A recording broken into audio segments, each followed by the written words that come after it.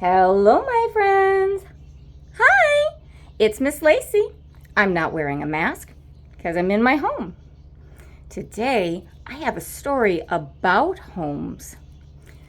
It's called Anybody at Home? It's by H.A. Ray. Looks like it spells out Harry. Yeah, this is a story where it shows you one kind of home and then gives you a peek into the world inside. Let's go ahead and learn a little bit more about it. Oh, right away, look at that. Looks like we're looking at a little cave. It says, "Look in this hole. What can it be that lives deep down under this tree? You cannot tell? Why then, dear me, just turn the page and you will see." Let's go ahead and look. Hey, it's a little family of bunnies. Oh, what a nice little family that was, wasn't it? Let's see what's next. See the people at the zoo? They look and look. Now you look too. Okay, they're at the zoo. They're all gathered around. Something's in this cage. What do you think it's going to be? Yeah, let's go see if you're right. Ta-da! It is an elephant that is in a much too small enclosure, but thank goodness he's got this place right here that he can crawl back into where it's nice and shady.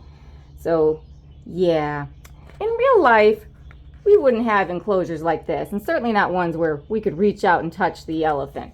That's not safe for the elephant or for us, but this is a story, so okay. Let's go ahead and check out what's next. Oh, here we go.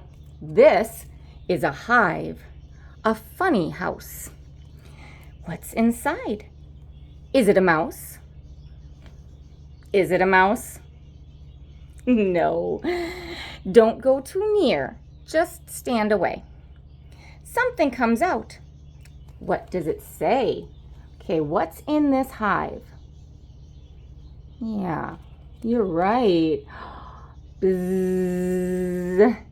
Look at all those bees. Yeah, that's their home. Some bees live in hives like this. Some bees, they live in the ground or in other places that they can make do. If you see some bees, make sure you give them the space that they need. They've got jobs to do, and we need to leave them to it. Bees don't want to hurt us. They've got other things they'd rather do instead. Just like with people, we have the ability to bite, but do we bite everybody? No. But if some big giant came and started messing with me, I think I might bite then. Yeah. So just like that, these bees don't want to hurt anybody. They're busy doing bee things. Here is a house, high in a tree. Who lives up here? 1, 2, and 3. Dear baby heads pop up to see what mother has. What can it be? What do you think their mother has? Yeah? Let's go ahead and see if we're right. There it is. She brought them a little caterpillar. Oh, they're excited. Nom nom. They are so excited. I wonder who's going to get the caterpillar this time. Yeah. So they don't have any feathers at first. They're just starting to come in.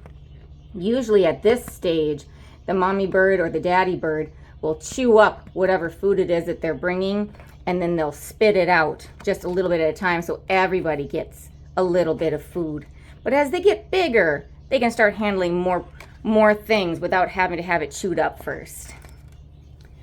Who likes to play in water blue and eat and sleep and peer at you? Who would be in this? I see a net. I see some treasure here on this sand. This looks like a little tank. Who would be inside this little tank? Ta-da! Some really big goldfish who need to go back into their real size tank because this is too small. That is too small for those little fishies. This must be their special tank for when they need to get cleaned, right? When it's time to clean up their big habitat. But for a minute or two. This is a nice safe place for them. But that is not how their house should look. Yeah. Fish need a lot of space so that way they have clean water to breathe and drink. What shells are these that seem to be just lying on this little tree? Oh. I do not think that they can be the shells you find down by the sea. Oh, do these look like seashells? No. Now turn the page and you will see. These shells are homes for... Look and see. There they are. They're snails. Oh, look, there's a little bug friend that's saying hi. Yeah, these are snails. They're kind of like slugs, but they have these little homes on them. It makes them look super cute. We don't play with snails and slugs. We could hurt them very easily. And sometimes their mucus, the slime that they have that helps them to crawl around, sometimes that might have some germs or bacteria that might not be good for us.